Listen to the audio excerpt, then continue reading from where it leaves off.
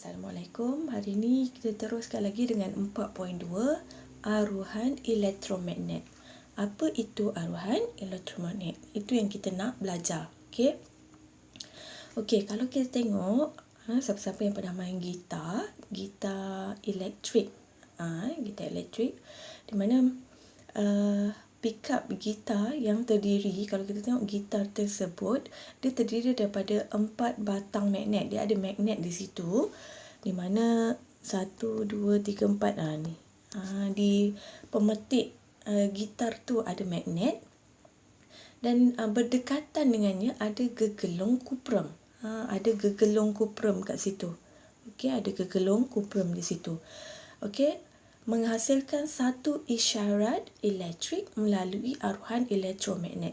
So apabila kita petik gitar tersebut, okey, akan berlaku getaran kat situ. Jadi kombinasi antara gegelung tu dengan magnet akan menghasilkan aruhan elektromagnet. Dan aruhan elektromagnet itulah akan menghasilkan satu isyarat elektrik. Okey. Untuk memahami apa itu aruhan elektromagnet, macam mana hubungan dia antara magnet dan gegelung kuprum tu, cikgu akan terangkan secara detail.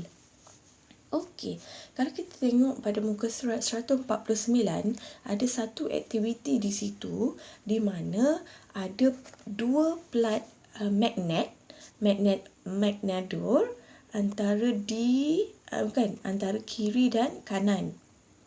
Okey, dan di tengah-tengah magnet itu kita letakkan rod kuprum. Yang orang tu pegang tu, warna kuning tu. Okey, rod kuprum yang panjang ini, okey, boleh, itu terdiri daripada dawai lah, konduktor kat situ. Sebagaimana yang kita tahu, kalau ada magnet maka ada flux magnet.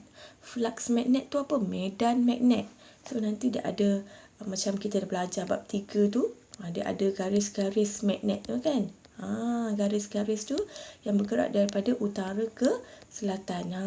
Itu kalau magnet, dia mesti ada medan magnet, flux magnet. Medan tu merupakan kawasan di mana sesuatu tu mengenakan daya, terdapat daya magnet. Kalau elektrik, kawasan di mana zarah-zarah tu dikenakan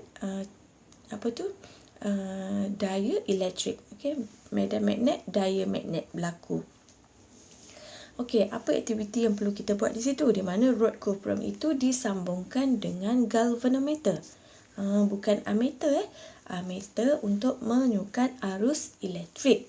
Galvanometer adalah untuk menentukan aruhan, berlaku ataupun tidak. Arus juga, tapi arus aruhan lah.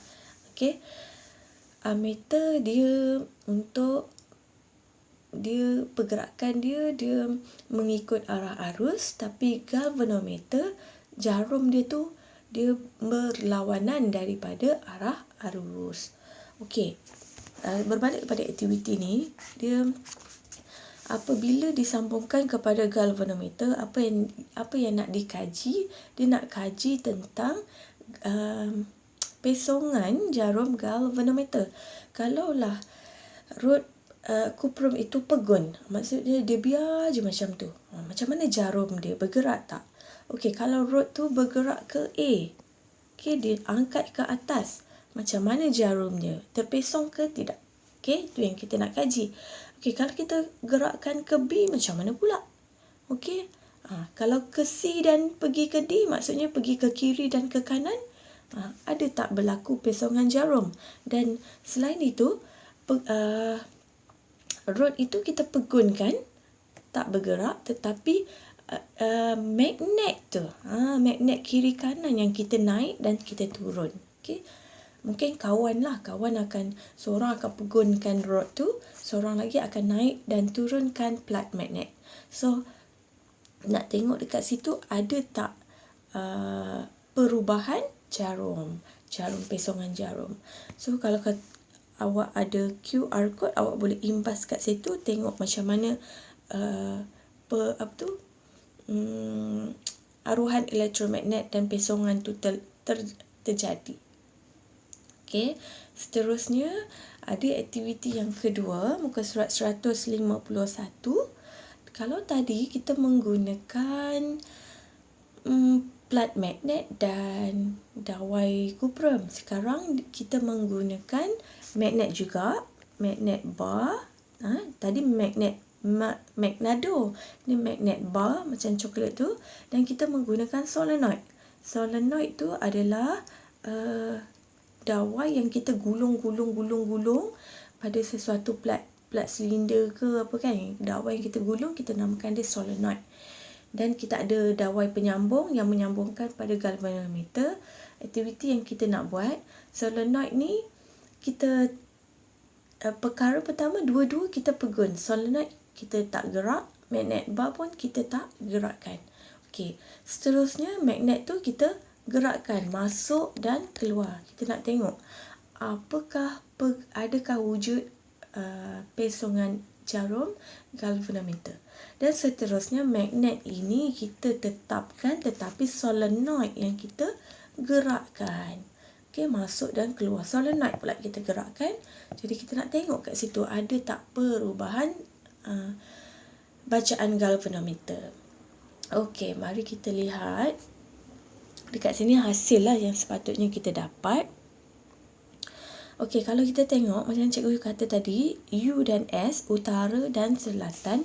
Kalau magnet kita mesti kenal pasti mana utara, mana selatan. Dan awak nampak tak ada garis-garis hijau di situ. Garis hijau ini menunjukkan adanya flux magnet atau medan magnet. Itu di mana, okey, kalau magnet macam tu dia bergerak secara lurus lah. Okey, garis-garis daripada utara ke selatan. Okey.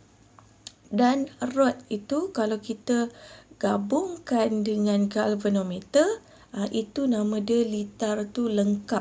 Bila litar lengkap, maka ada arus yang mengalir. Arus itu bukan arus elektrik, kita namakan dia arus aruhan. Kalau elektrik, dia mesti ada power supply ataupun sel kering, bateri. Okey, mungkin cikgu boleh take note dekat sini. Sekejap. Okey, kalaulah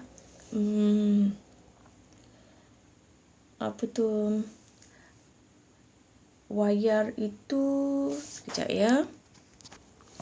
Okey, kalaulah ada dua plat macam ni, lepas tu kita letakkan rod di tengah-tengah, kita tak sambung dengan wayar penyambung, dekat sini akan berlaku DGE teraruh. DGE akan teraruh. Okey, kenapa wujud daya gerak elektrik teraruh? Sebab dia ada plat magnet, dia ada garis medan magnet kan. Cuba awak bayangkan kalau rod ini, okey, kalau rod ini kita naikkan atau kita turunkan, jadi dia seolah-olah dia memotong. Okey, dia memotong garis-garis medan magnet tu. Okey, dia memotong garis-garis hijau tu tadi. Jadi, maka dia bila berlakunya pemotongan garis flux magnet oleh konduktor itu, oleh rod itu, maka berlakunya DGE teraruh. Tetapi, kalau ni ada medan, bukan medan, ni ada plat magnet dan dia ada garis-garis flux magnet. Flux magnet ataupun medan magnet, kita letakkan rod kat situ dan kita sambungkan rod itu dengan galvanometer. Okey, apa akan jadi? Ini nama dia litar lengkap. Apabila litar lengkap, DGE memanglah teraruh. DGE teraruh sebab apabila kita gerakkan rod kuprum ini ke atas dan ke bawah, maka dia secara logiknya dia akan memotong. Bila naik atas, dia mestilah memotong garis-garis magnet tadi, ke bawah pun memotong. Bila memotong, dia memang berlakunya DGE teraruh, dan DGE teraruh itulah menyebabkan adanya arus aruhan.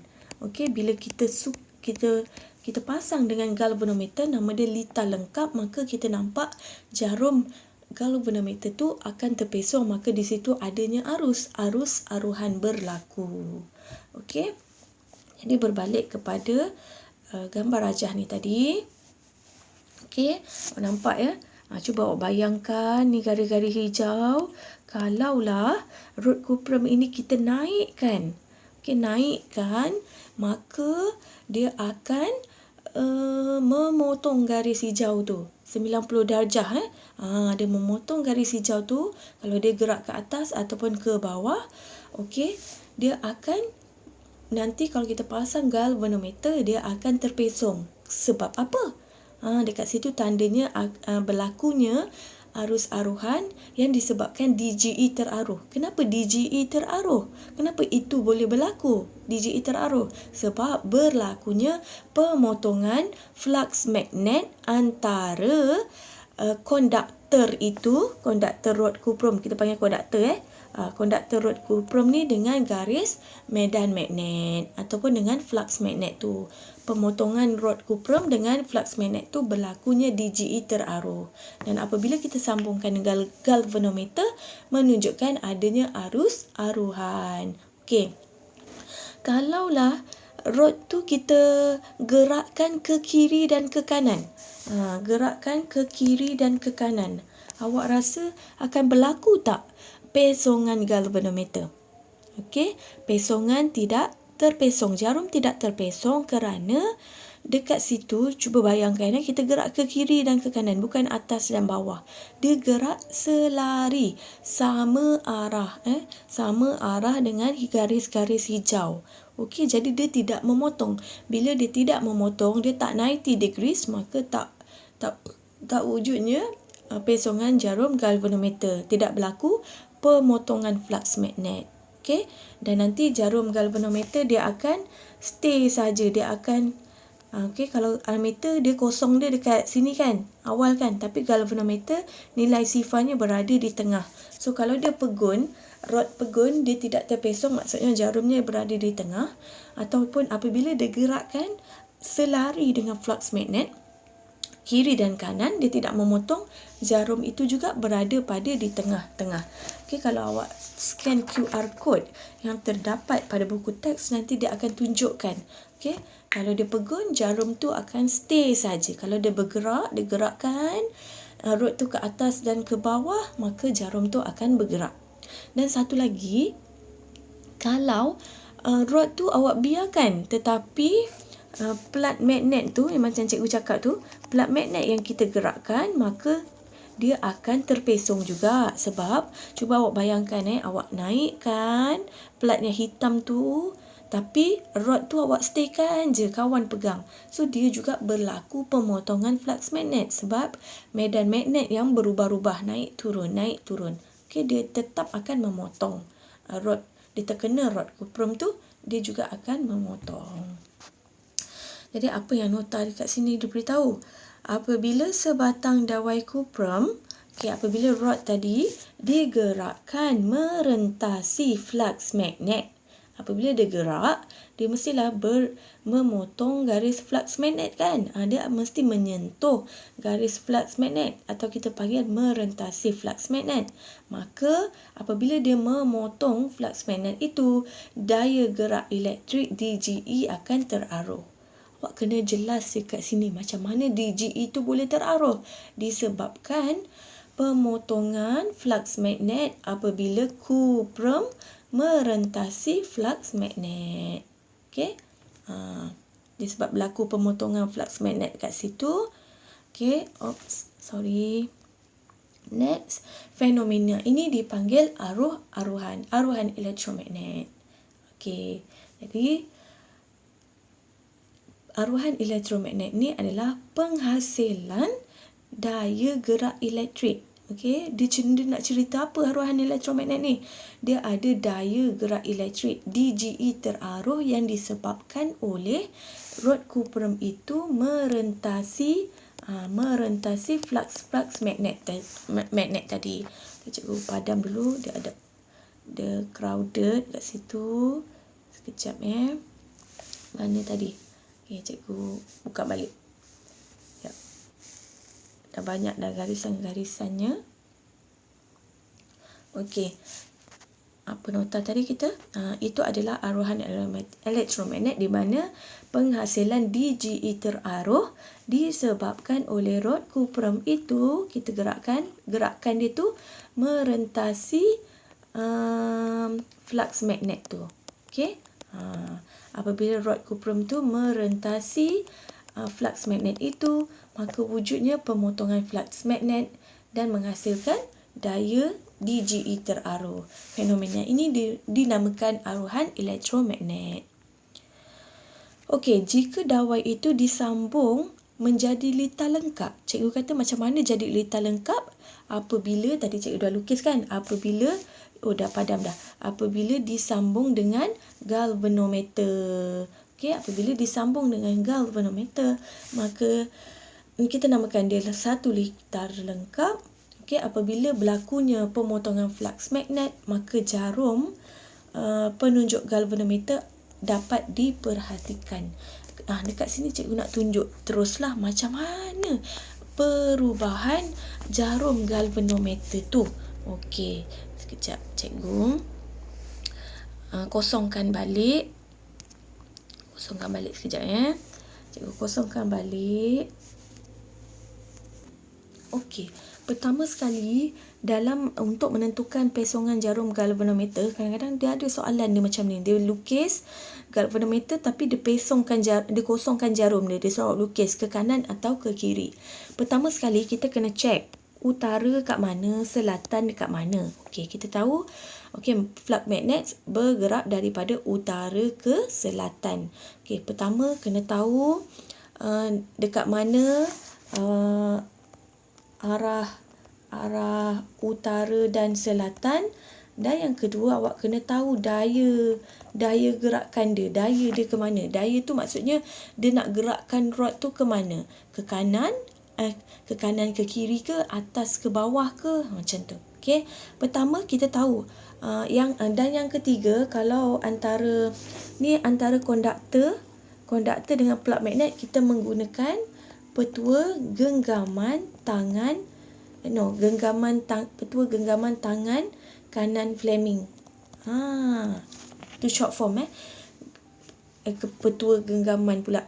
Petua tak ada genggaman tu solenoid. Petua tangan kanan. Petua tangan kanan Fleming. Petua tangan kanan Fleming. Macam pernah dengar kan? Sebelum ni kita belajar petua tangan kiri Fleming. Apa beza? Siapa masih ingat? Petua tangan kiri Fleming dengan petua tangan kanan Fleming. Hari ni kita nak belajar petua tangan kanan. Okey. Dia masih sama juga. Nanti cikgu on kamera Dia mesti tahu FBI. F tu adalah ibu jari. B tu jari telunjuk. Yang ni arus tu jari tengah. Pun sama juga. Yang ni pun ada juga. FBI masih sama juga. Ibu jari. Ni jari telunjuk. Telunjuk ni jari tengah. Sama juga. Tetapi kalau tangan kiri hari tu, dia bagi medan magnet. B tu medan magnet. Dia bagi arus. Dia suruh kita cari daya.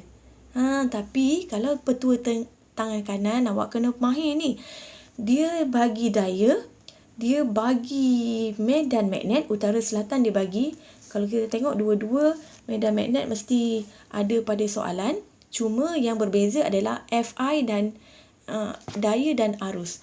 Kalau tangan kiri kita nak tentukan daya, tetapi kalau tangan kanan kita nak tentukan arus.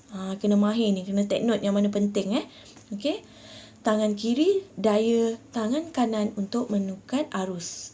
Okey, jadi kenapa kita dah ada daya dah. Okey. Jadi kenapa arus tu keluar? Ni keluar, kita namakan dia keluar. Okey, dia keluar daripada kawasan dia tu. Kita nama dia keluar. Okey. Kalau masuk dia ke dalam dinding. Okey. Sekarang awak buat jari telunjuk awak daripada utara ke selatan. Okey. Cikgu tunjukkan dekat sini. Okey. Okey, sekejap cikgu tunjukkan. Okey, cikgu turnkan. Okey. Sekarang tadi dah ada ni tangan kanan cikgu Okey. Mula-mula jari telunjuk utara dekat sini. Selatan sebelah kiri kan. Utara sebelah kanan. Jadi, jari telunjuk gerakkan di sini. Okey, jari telunjuk gerakkan di sini. daya, maksudnya rod cuprum tadi kita nak gerakkan ke atas. Okey, daya tu ke atas, daya gerakkan dia ke atas. Ni medan magnet dan arus buka macam tu. Sebab tu arus dia keluar. Keluar daripada skrin komputer cikgu. Okey, kalau daya tu ke bawah kita pusingkan. Okey, utaranya ke selatan juga, sana utara selatan, tetapi dayanya kita pusingkan ke bawah. Kita main pusing macam ni je. Okey, kita pusingkan ke bawah dan awak nampak arus dia masuk ke dalam skrin laptop cikgu. Okey, sekarang ni daya ke atas, jadi dia keluar daripada skrin tu.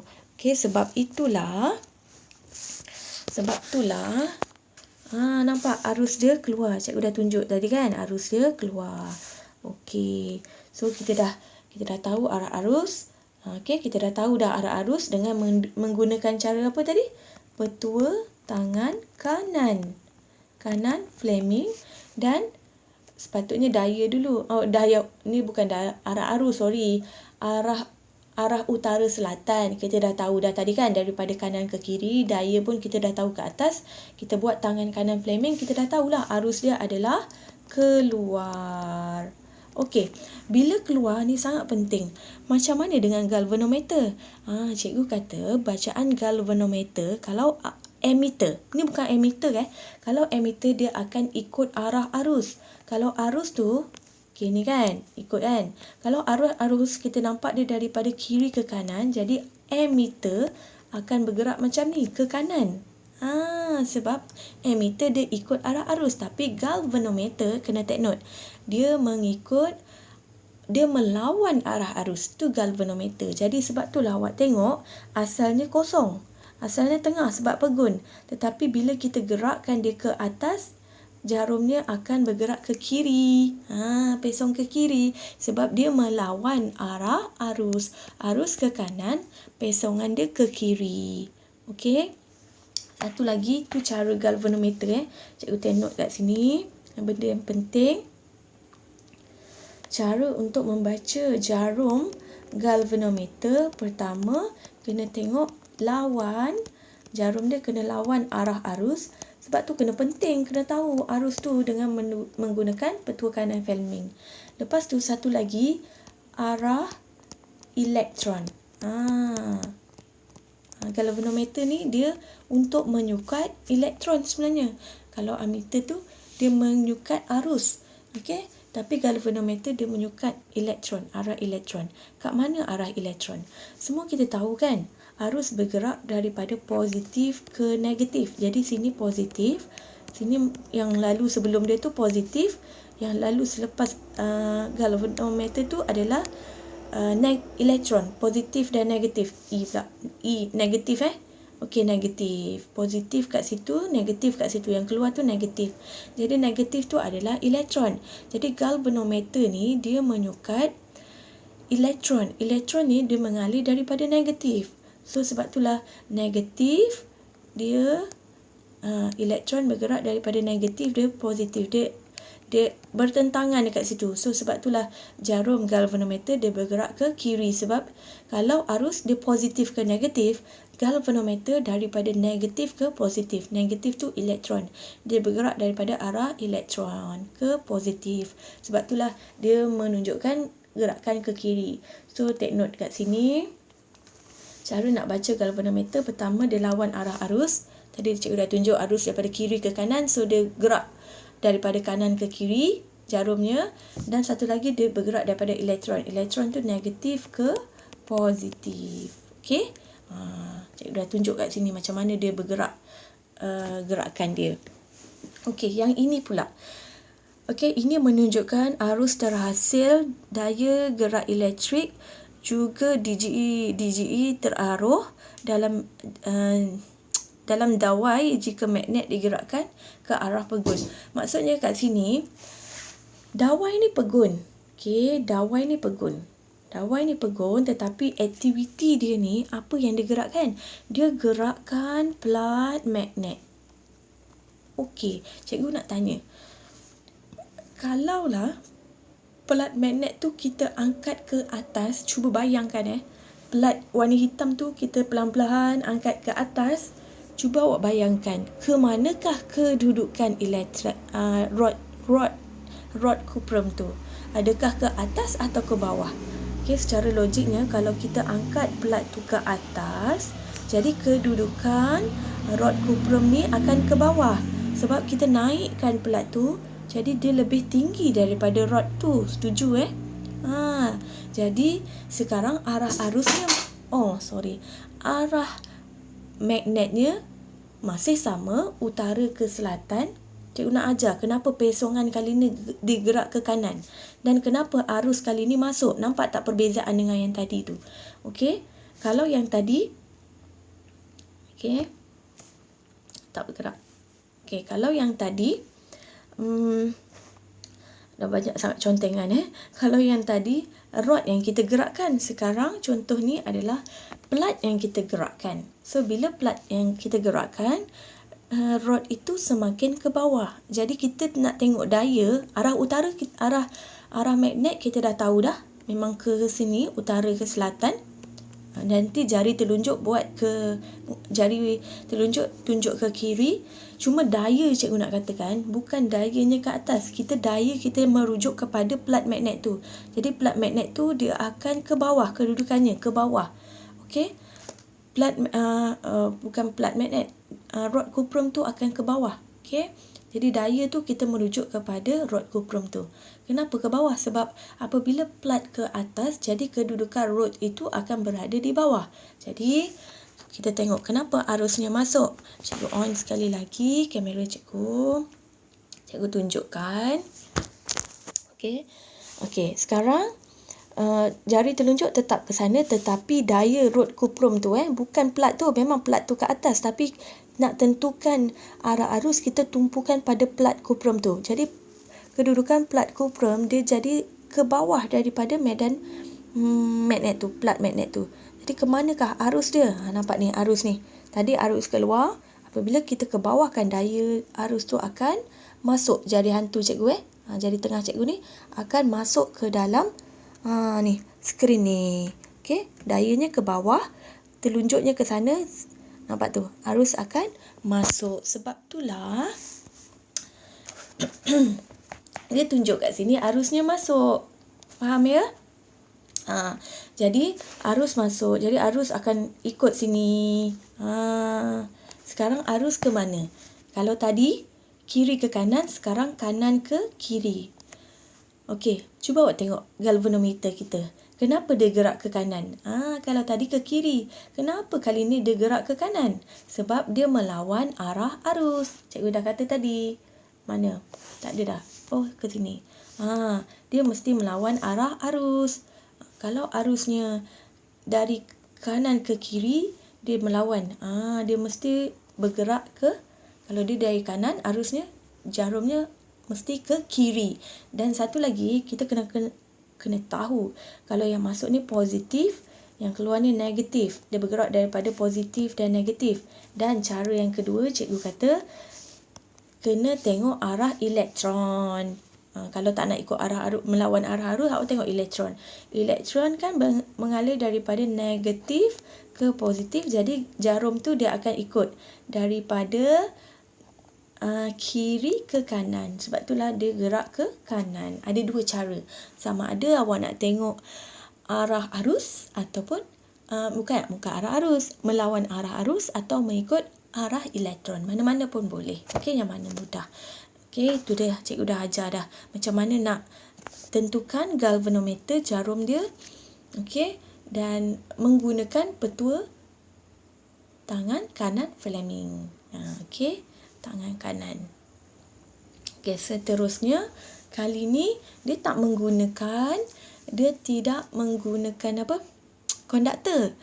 Kali ni dia menggunakan gegelong solenoid. Dawai tu kita lilit menjadi solenoid. Itu nama dia solenoid. Dan ini nama dia magnet bar. Magnet bar juga dia garis biru tu dia ada flux magnet.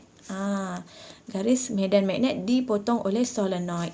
Okey, cikgu nak tunjukkan DGE teraruh dan juga arus aruhan. Kalau gegelong-gelong tu tidak lengkap just ada plat magnet, ini nama dia berlakunya DGE teraruh. Tadi cikgu dah terang kenapa berlakunya DGE teraruh. Sebab apabila kita gerakkan medan magnet ini, okey, medan magnet ni dia ada flux magnet kan. Okey, apabila kita gerakkan masuk ke dalam gegelung solenoid, jadi solenoid itu akan merentasi flux magnet tu. Kata mudahnya dia akan memotong garis-garis biru tadi. So bila dia memotong, dia akan berlakunya DGE teraruh. Apabila dia memotong saja flux magnet atau kita gerakkan dia merentasi solenoid dan merentasi flux magnet, maka akan berlakunya DGE teraruh. Okey, merentasi tu maksudnya dia memotong lah. Satu lagi, kalau gegelung tu buat lukis macam ni, nak cepat dan kita sambungkan kepada galvanometer, maka ini arus dia lengkap, bukan litar lengkap. Maka bila litar lengkap akan wujudnya arus aruhan sebab dia lengkap. Okey, apa nota di sini? Apabila magnet bar tu digerakkan dekat kepada solenoid. Apabila dia dekatkan dengan solenoid, jadi bayangkan lilitan solenoid itu, solenoid ni akan memotong garis medan magnet. Macam cikgu cakap lah, awak bayangkan. Nanti kalau tengok buku teks dia ada video, awak boleh scan QR code. Jadi awak bayangkan, awak masukkan utara tu dekat kepada solenoid, dalam solenoid tu, nanti solenoid tu dia akan memotong, nampak? Garis-garis biru tu masuk ke dalam solenoid, kita panggil dia merentasi atau memotong. Solenoid tu akan memotong flux magnet atau garis magnet. Jadi berlakulah kat situ DGE aruhan. Okay, dia tak berlaku arus kat sini. Arus aruhan tak berlaku sebab ini hanya DGE aruhan, sebab litar tak lengkap, tak ada galvanometer. Maka aruhan elektromagnet terhasil dan satu DGE teraruh merentasi solenoid. Okey, maka kita namakan dia aruhan elektromagnet berlakulah. Kenapa? Sebab berlakunya DGE teraruh. Bila adanya pemotongan flux magnet, maka DGE teraruh. Okey, itulah kita namakan dia aruhan elektromagnet. Yang penting kena faham, berlaku ke tak pemotongan flux magnet. Kalau berlaku, DGE teraruh. Okey, kalau berlaku pemotongan, itu adalah DGE teraruh. Kalau kita pasang galvanometer, itu wujud arus aruhan. Okey, itulah proses tu lah. DGE teraruh adalah proses pemotongan tu, kita namakan dia aruhan elektromagnet. Okey, yang ini apa pula? DGE teraruh akan menghasilkan arus aruhan. Nampak ni? Bukan arus elektrik, kita namakan dia arus aruhan dalam litar, dan jarum galvanometer akan terpesong. Okey, sebab ni litar lengkap, kita pasangkan galvanometer, nama dia arus aruhan Okey, jadi bila adanya arus, galvanometer akan terpesong. Cikgu nak tunjuk kat awak. Okey, kalau solenoid dalam bab 3 cikgu dah kata, kalau solenoid kita tak boleh guna petua tangan kiri Fleming ke tangan kanan Fleming ke, tak boleh. Fleming tu hanya untuk konduktor sahaja, konduktor pembawa arus yang lurus. Okey, kalau solenoid yang ada gelung-gelung, kita kena guna, siapa ingat? Kita kena guna petua genggaman. Petua genggaman. Bab genggaman. Bab 3 dengan bab 4 sama je. Petua genggaman tangan kanan. Semua guna petua tangan kanan. Okey. Jadi cikgu nak ajar awak macam mana gerakkan galvanometer tu. Awak kena tahu kalau plat tu dia dekat, ni ingat kalau dia dekat mendekati, jadi kalau dia mendekati, kutub dia mesti sama dengan kutub yang hujung. Kutub dekat solenoid mesti sama dengan kutub dekat magnet tu, bar magnet tu. Kalau situ utara, situ pun utara juga. Kalau kutub tu yang merah tu selatan, katakan biru yang dekat depan, so yang ni pun akan jadi S juga. Solenoid pun akan jadi S juga. Tapi untuk kes ni, dia utara. So awak kena tahu, sebelum guna petua genggaman tangan kanan, awak kena tahu dia dekat. Ni, kalau mendekati, kalau dekat, mendekati arah kutubnya sama. Okey, arah kutub sama. Okey, kalau dia U utara lah dekat solenoid. Kalau kutub tu S lah dekat solenoid. Kalau dia menjauhi, yang mana penting awak take note kalau menjauhi dia lain kutub. Okey. Kalau dia menjauhi, bar magnet tu jauh. Okey, semakin ke jauh lah. So kalau dia U kat situ, dekat gergelong solenoid akan jadi S. Kena tahu kat situ. Okey, sekarang ni cerita dia dekat. Bila dekat, kalau sini U, sini pun U. Jadi, kalau petua genggaman tangan kanan, cikgu onkan sekali lagi. Ni, petua genggaman tangan kanan dia macam ni. Okey, pastikan genggam ni tangan kanan cikgu Okey, pastikan jari ni menghadap ke kita. Okey, ibu jari ni apa? Ibu jari ni menunjukkan arah utara. Okey, sekarang arah utara kita kat mana? Okey, cikgu tengok balik, cikgu tunjuk balik.